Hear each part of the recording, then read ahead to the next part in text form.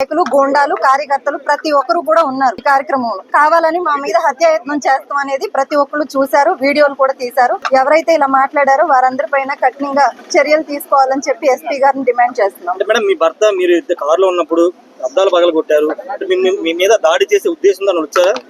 మరి రాడ్లు అవన్నీ ఎక్కడి నుంచి వచ్చినాయండి? ఎక్కడి నుంచి వచ్చినాయి? కారు అద్దం చేత్తో పగల కొడితే పగులుతుందా? మీరు చూసారు కదా విజువల్స్. చేత్తో పగల కొడితే అలా అద్దం బద్దలైపోతుంది. వాళ్ళు క్లాత్లు చుట్టుకున్నారు, లోపల ఐరన్ రాడ్స్ ఉన్నాయి, వాటితో బద్దలు కొడుతున్నాడు. రెండో అద్దం కూడా, నా వైపు ఉన్న అద్దం కూడా బద్దలు కొడటానికి 3 సార్లు ప్రయత్నం చేశాడు.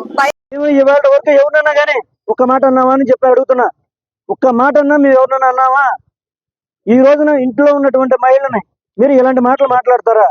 కానీ ఈ రోజున ఇప్పటి వరకు కూడా ఎవరినన్నా సరే ఒక మాట మాట్లాడిన పరిస్థితి ఉందా? దుర్మార్గంగా చేస్తా ఉన్నారు. ఖచ్చితంగా భగవంతుడైన ఉన్నాడు, మీకు శిక్షిస్తాడు, భగవంతుడు చూస్తాడు. మేమేం చేయలేకపోవచ్చు, కానీ భగవంతుడైన చూస్తాడు ఖచ్చితంగా. దీనికి మీరు తగిన మూల్యం చెల్లించుకోవాలి.